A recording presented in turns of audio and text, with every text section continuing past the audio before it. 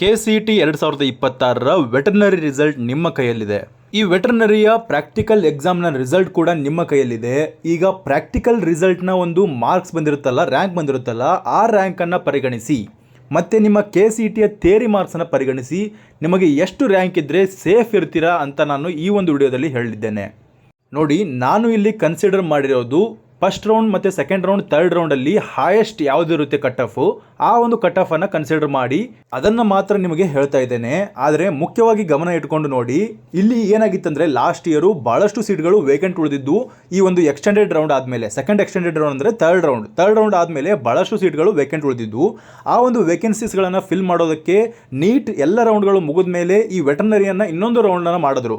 ಆ ಒಂದು ಸಪ್ರೇಟಾಗಿ ವೆಟರ್ನರಿ ರೌಂಡ್ ಮಾಡಿದಾರಲ್ಲ, ಅದು ಮುಂಚಿನ ವರ್ಷಗಳಲ್ಲಿ ಯಾವ ವರ್ಷಗಳು ಕೂಡ ಮಾಡ್ತಾ ಇರಲಿಲ್ಲ. ಲಾಸ್ಟ್ ಇಯರ್ ವೇಕೆನ್ಸಿ ಉಳಿದಿರೋದ್ರಿಂದ ಆ ರೀತಿಯಲ್ಲಿ ಮಾಡಬೇಕಾಗಿತ್ತು. ಆದರೆ ಈ ವರ್ಷ ಆ ಒಂದು ರೌಂಡ್ ಆಗುತ್ತೋ ಇಲ್ವೋ ಅನ್ನೋದು ಹೇಳೋದಕ್ಕಾಗಲ್ಲ. ಆದ್ದರಿಂದ ನಮಗೆ ಇರುವಂತಹ 3 ರೌಂಡ್ಗಳು ಅಂದರೆ ಫಸ್ಟ್ ರೌಂಡ್, ಸೆಕೆಂಡ್ ರೌಂಡ್ ಮತ್ತು ಸೆಕೆಂಡ್ ಎಕ್ಸ್ಟೆಂಡೆಡ್ ರೌಂಡ್, ಈ ಒಂದು ರೌಂಡ್ಗಳ ಕಟ್ ಆಫ್ ಎಷ್ಟಿತ್ತು ಲಾಸ್ಟ್ ಇಯರ್ ಅಷ್ಟೇ ನಾನು ಈ ಒಂದು ವಿಡಿಯೋದಲ್ಲಿ ಹೇಳಿದ್ದೇನೆ. ನಿಮಗೆ ಲಾಸ್ಟ್ ರೌಂಡ್, ಇದು ಸೆಕೆಂಡ್ ಎಕ್ಸ್ಟೆಂಡೆಡ್ ರೌಂಡ್ ಆದಮೇಲೆ ಇನ್ನೊಂದು ರೌಂಡ್ ಇತ್ತಲ್ಲ, ಆ ಒಂದು ರೌಂಡ್ನ ಮಾಹಿತಿಯನ್ನು ಈ ಒಂದು ವಿಡಿಯೋದಲ್ಲಿ ನಾನು ಕೊಡೋದಿಲ್ಲ. ಯಾಕಂದರೆ ಅದು ಈ ವರ್ಷ ನಡೆಯುವಂಥ ಸಾಧ್ಯತೆ ಎಷ್ಟರ ಮಟ್ಟಿಗೆ ಇದೆ ಎಂದು ಕೂಡ ಹೇಳೋದಕ್ಕಾಗಲ್ಲ. ಈ ವರ್ಷ ಆ ಒಂದು ಸೀಟ್ಗಳ ಸಂಖ್ಯೆ ಉಳಿದ್ರೆ ಅದಕ್ಕೆ ಸ್ಪೆಷಲ್ ಆಗಿ ರೌಂಡ್ ಮಾಡ್ತಾರೆ. ಬಟ್ ಲಾಸ್ಟ್ ಇಯರ್ ಉಳಿದಿತ್ತು, ಮುಂಚಿನ ವರ್ಷಗಳಲ್ಲಿ ಆ ಥರ ನಡೀತಾ ಇರಲಿಲ್ಲ. ಈ ವರ್ಷವೂ ಕೂಡ ನಡೆಯದೇನೂ ಇರಬಹುದು. ಆದ್ದರಿಂದ ಸೇಫ್ ಸೈಡ್ ಎಷ್ಟು ನಿಮ್ಮ ಕಟ್ ಆಫ್ ಇರಬೇಕು, ರ್ಯಾಂಕ್ ಎಷ್ಟಿರಬೇಕು ವೆಟರ್ನರಿ ಸೀಟನ್ನು ತೆಗೆದುಕೊಳ್ಳೋದಕ್ಕೆ ಅಂತ ಈ ಒಂದು ವಿಡಿಯೋದಲ್ಲಿ ನಾನು ಹೇಳಿದ್ದೇನೆ. ಈ ಒಂದು ವಿಡಿಯೋನ ಆರಂಭಿಸೋದಕ್ಕಿಂತ ಮುಂಚೆ ನಿಮಗೆ ಅರ್ಥವಾಗಲಿ, ಯಾಕಂದರೆ ನಾನು ಇಲ್ಲಿ ಎಲ್ಲ ಒಂದು ಕ್ಯಾಟಗರಿಗಳ ಒಂದು ಕಟ್ ಆಫನ್ನು ಹೇಳೋದಕ್ಕಾಗಲ್ಲ. ಕೇವಲ ಜನರಲ್ ಕ್ಯಾಟಗರಿಯ ಕಟ್ ಆಫನ್ನು ನಾನು ಹೇಳ್ತಾ ಇದ್ದೇನೆ. ಜನರಲ್ ಕ್ಯಾಟಗರಿಯಲ್ಲಿ ಎಷ್ಟು ಇದ್ದರೆ ಸೇಫ್, ಅಂದರೆ ಕಟ್ ಆಫ್ ಎಷ್ಟು ಇದ್ದರೆ ನಿಮಗೆ ರ್ಯಾಂಕ್ ಇದ್ದರೆ ಅದು ಸೇಫ್ ಆಗಿರುತ್ತೆ, ಪ್ರಾಕ್ಟಿಕಲಲ್ಲಿ ಎಷ್ಟು ರ್ಯಾಂಕ್ ಇದ್ದರೆ ಸೇಫ್ ಆಗಿರುತ್ತೆ ಅಂತ ಹೇಳ್ತಿದ್ದೇನೆ.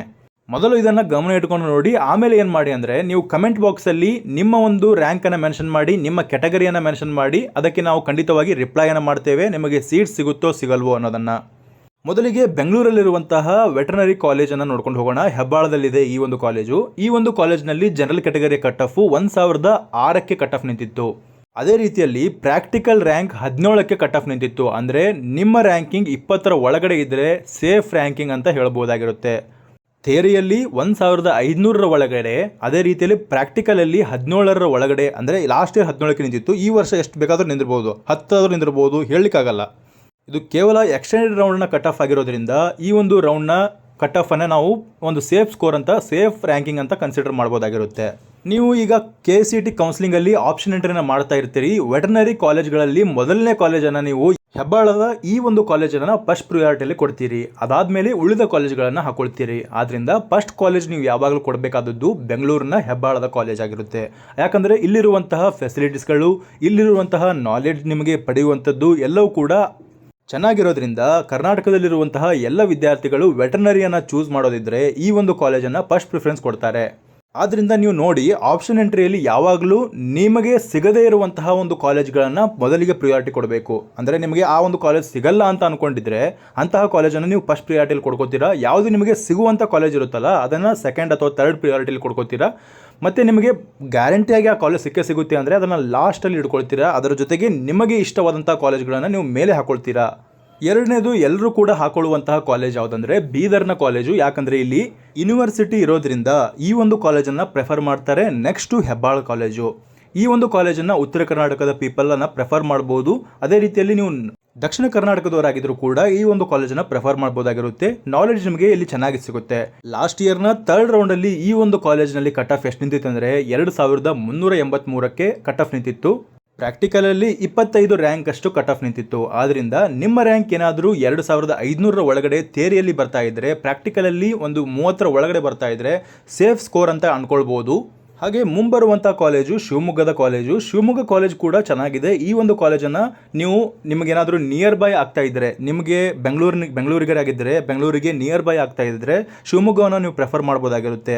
ಬೀದರ್ಗಿಂತ ಶಿವಮೊಗ್ಗವನ್ನು ಪ್ರೆಫರ್ ಮಾಡ್ತಾರೆ ಬೆಂಗಳೂರಿಗೆ ಪೀಪಲ್ಗಳು. ಯಾಕಂದರೆ ಒಂದು ಟ್ರಾನ್ಸ್ಪೋರ್ಟ್ ಫೆಸಿಲಿಟೀಸ್ ಆಗಿರ್ಬೋದು ಎಲ್ಲವನ್ನು ಕನ್ಸಿಡರ್ ಮಾಡಿದ್ರೆ ನೀವು ಥರ್ಡ್ ಪ್ರಿಫರೆನ್ಸನ್ನು ಶಿವಮೊಗ್ಗವನ್ನು ಇಟ್ಕೊಳ್ಬೋದು.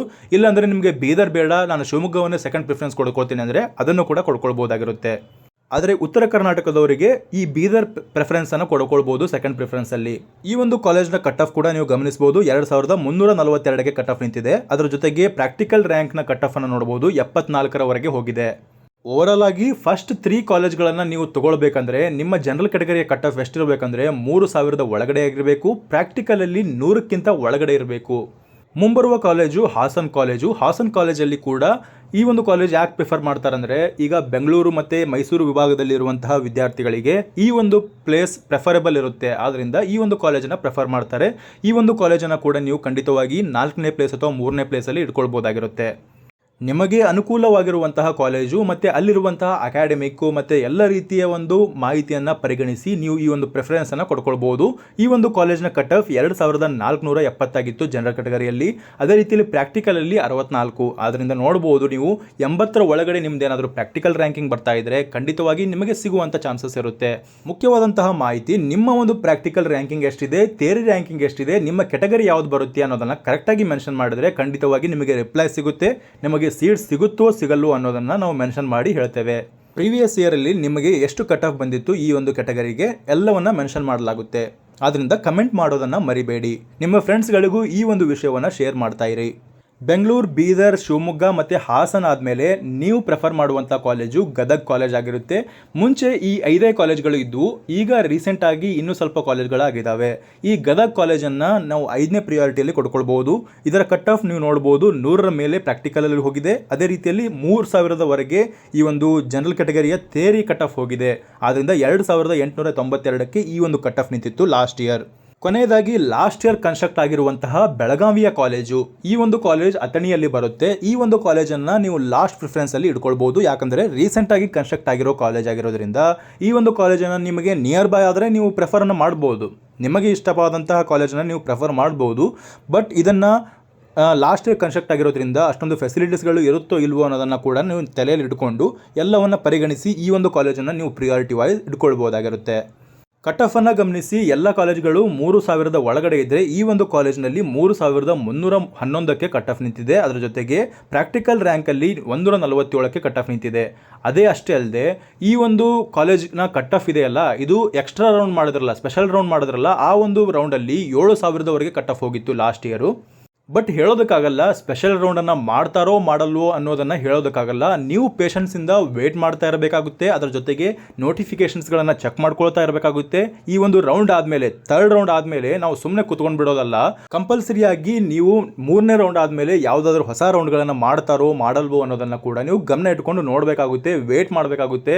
ಭಾಳ ಜನಕ್ಕೆ ಲಾಸ್ಟ್ ಇಯರಲ್ಲಿ ಈ ಸ್ಪೆಷಲ್ ರೌಂಡ್ ಆಗಿತ್ತು ಅನ್ನೋದು ಕೂಡ ಗೊತ್ತಿರಲಿಲ್ಲ. ನೋಡಿ, ಲಕ್ಕಿ ಪರ್ಸನ್ 7000 ಇದ್ದಂತಹ ಒಬ್ಬ ವಿದ್ಯಾರ್ಥಿಗೂ ಕೂಡ ಲಾಸ್ಟ್ ಇಯರ್ ಸೀಟ್ ಸಿಕ್ಕಿತ್ತು. ಆದ್ದರಿಂದ ನಾನು ಈ ಒಂದು ವಿಡಿಯೋದಲ್ಲಿ ಕೇವಲ ನಿಮಗೆ ಸೇಫ್ ಸ್ಕೋರನ್ನು ಹೇಳಿದ್ದೇನೆ. ನಿಮ್ಮ ಲಕ್ ಇದ್ದರೆ ಈ ವರ್ಷ ಕೂಡ ಸ್ಪೆಷಲ್ ರೌಂಡ್ ಆಗ್ಬೋದು, ಸ್ಪೆಷಲ್ ರೌಂಡಲ್ಲಿ ನಿಮಗೆ ಸೀಟ್ ಸಿಗಬಹುದು. ಆದ್ದರಿಂದ ವೇಟ್ ಮಾಡಿ, ಎಲ್ಲ ಅಪ್ಡೇಟ್ಸ್ಗಳನ್ನು ಈ ಒಂದು ಚಾನಲಲ್ಲಿ ನೀವು ಪಡೆದುಕೊಳ್ಳಿ. ಇದಿಷ್ಟಾಗಿತ್ತು ಈವರೆಗಿನ ಮಾಹಿತಿ. ಈ ಮಾಹಿತಿ ನಿಮಗೆ ಇಷ್ಟವಾಗಿದ್ದರೆ ಚಾನಲ್ನ ಸಬ್ಸ್ಕ್ರೈಬ್ ಮಾಡಿಕೊಳ್ಳಿ. ಹಾಗೆ ನಿಮ್ಮ ಫ್ರೆಂಡ್ಸ್ಗಳಿಗೂ ಈ ವಿಷಯವನ್ನು ಶೇರ್ ಮಾಡಿ. ಧನ್ಯವಾದಗಳು.